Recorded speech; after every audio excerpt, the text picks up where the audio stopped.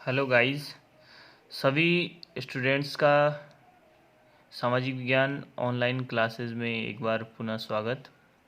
कल की जो हमारी वीडियो थी उसमें हमने भारत में जितना भी जल है, जल संसाधन है, जल की उपलब्धता है, जो हमारे प्रयोग योग्य जल है और जो प्रयोग योग्य जल नहीं है उसकी जो मात्रा है उसके विषय में चर्चा करी। भारत में अपवाह तंत्र के विषय में हमने चर्चा करी। इसके अलावा एस्चुरी और डेल्टा के विषय में हमने पिछली वीडियो में चर्चा करी। आज हम भारत में अपवाह तंत्र से शुरुआत करते हैं। तो लीजिए हम शुरू करते हैं अपवाह, भारत में अपवाह तंत्र। इस तरह से हमने एस्चुरी, डेल्टा और अपवाह तंत्र की बात करी। अब आगे बढ़ते हैं। जो भारत में अपवाह तंत्र है उसमें जो नदियों के प्रमुख तंत्र हैं वो मुख्य रूप से आप यहाँ पर अपनी जो बाईं ओर भारत का नक्शा है इसमें आप देख रहे हैं हिमालय अपवाह तंत्र। तो भारत में अपवाह तंत्र जो है सबसे महत्वपूर्ण हिमालय अपवाह तंत्र, और दाहिनी ओर जो देख रहे हैं आप उसमें प्रायद्वीपीय अपवाह तंत्र देख रहे हैं। तो बाईं ओर जो अपवाह तंत्र है इसमें हिमालय से जो नदियां निकलती हैं उनका अपवाह है। अपवाह मतलब जहां से वो निकल करके समुद्र में बह करके जो सारा एरिया कवर करते हैं वो उनका अपवाह तंत्र हो गया। तो यहाँ पर आप तीन प्रमुख अपवाह तंत्र देख रहे हैं। सबसे ऊपर जो पिंक कलर में दिख रहा है ये है सिंधु नदी तंत्र, यानी कि सिंधु इसकी प्रमुख नदी है और इसके साथ जो अन्य सहायक नदियां होंगी वो इसमें होंगी। दूसरा है गंगा नदी तंत्र, यानी कि ये गंगा नदी का अपवाह क्षेत्र है और उसकी जितनी सहायक नदियां होंगी वो इसमें सम्मिलित होंगी।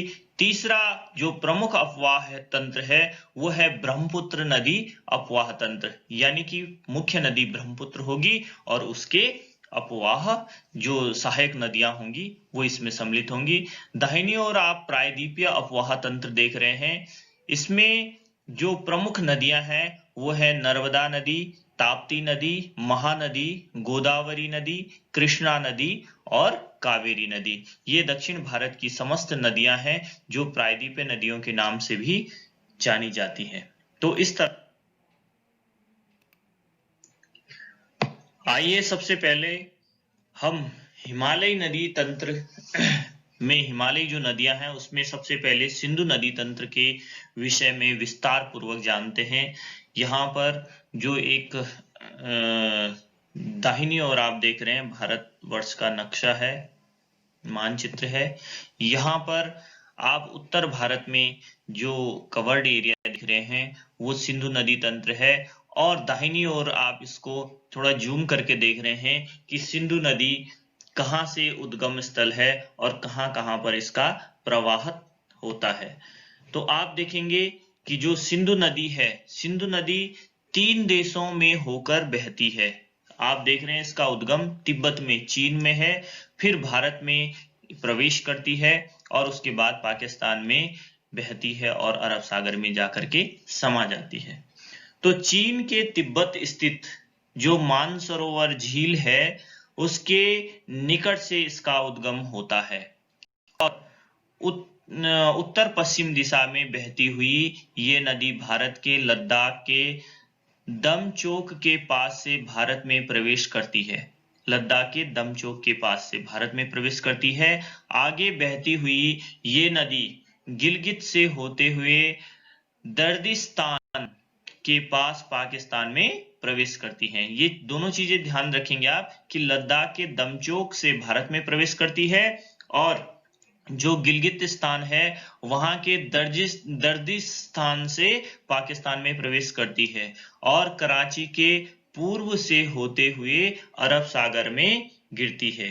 इस नदी की जो कुल लंबाई है मानसरोवर झील से लेकर अरब सागर तक वो है 2880 किलोमीटर। इस चीज को आप ध्यान रखेंगे। अब यहाँ पर आप इस मानचित्र में जो सिंधु नदी है और उस उसकी सभी सहायक नदियां हैं। आप देख रहे हैं झेलम, चेनाब, रावी, ब्यास, सतलज, ये सारी दर्शाई गई हैं। आपको बता दें कि भारत का जो लेह शहर है वो सिंधु नदी के दाएं तट पर स्थित है। दाहिने तट पर आप यहाँ पर मैप में भी देख सकते हैं, रेड कलर से ये सिंधु नदी आई है और लेह शहर जो है उसके दाहिनी ओर स्थित है।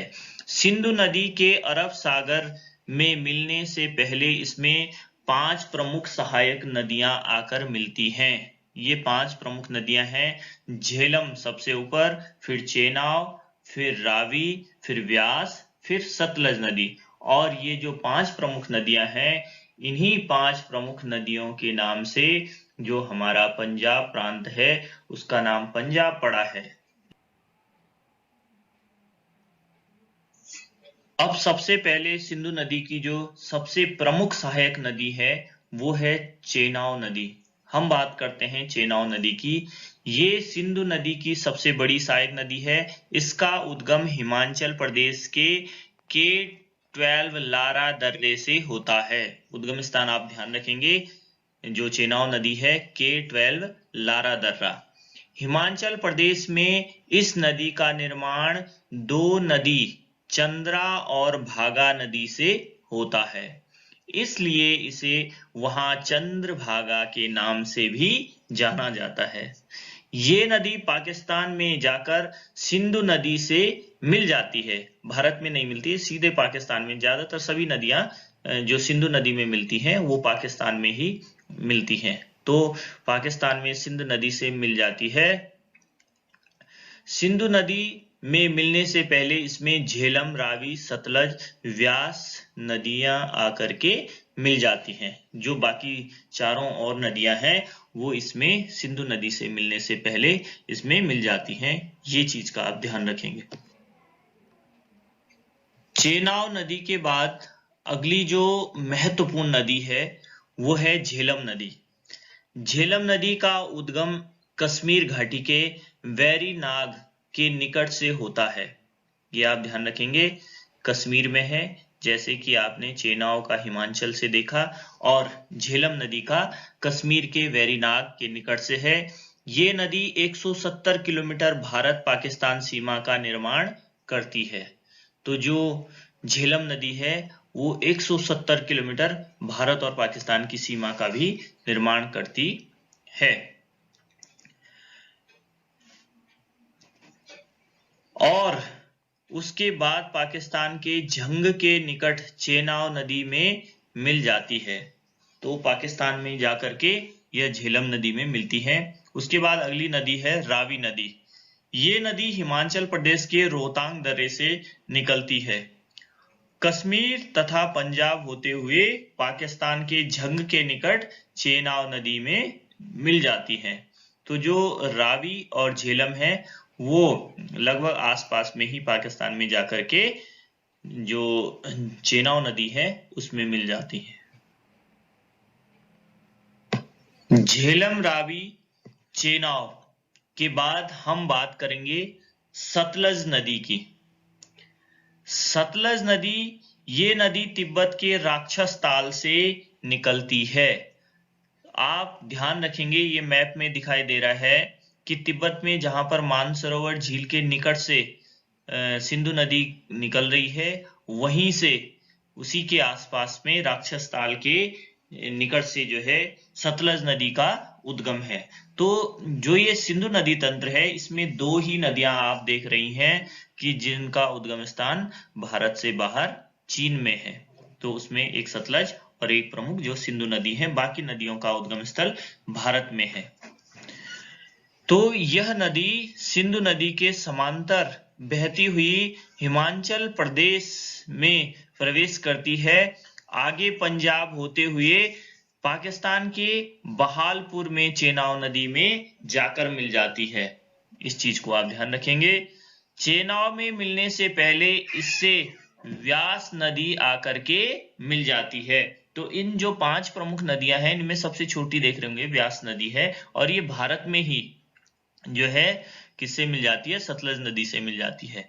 व्यास नदी जो है वो उसका उद्गम स्थान रोहतांग दर्रे से निकलती हुई व्यास नदी हिमाचल प्रदेश के कुल्लू घाटी में बहते हुए पंजाब के हरिकेन में सतलज नदी से मिल जाती हैं। ये देखिए यहाँ पर हरिकेन एक जगह है पंजाब में, वहां पर व्यास नदी जाकर के सतलज नदी में मिल जाती हैं। तो इन पांचों नदियों में एक सिमिलरिटी आप ये देख रहे होंगे कि दो नदियां ऐसी हैं व्यास और सतलज जिनका संगम भारत में हो रहा है, बाकी सभी नदियों का संगम पाकिस्तान में जाकर के हो रहा है। और जो चेनाब नदी है उसमें सारी नदियां मिलकर के अंत में वो सिंध नदी में जाकर के मिल जाती हैं।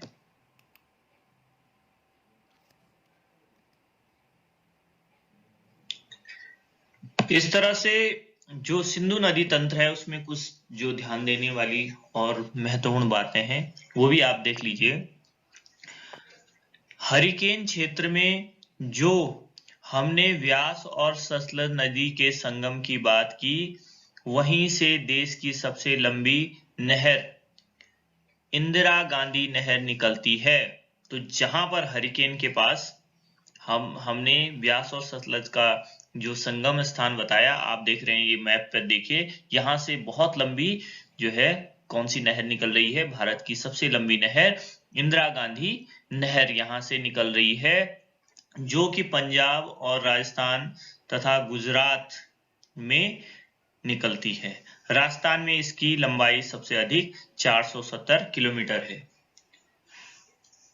और एक चीज ध्यान देने योग्य कि पाकिस्तान के बहालपुर में जब सतलज नदी चेनाब नदी से मिलती है तब ये चेनाब में मिलकर पंचनद नदी का निर्माण करती है।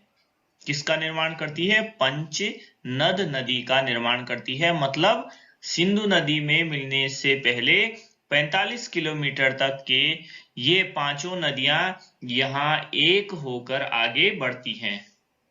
ये आप मैप पर देख सकते हैं।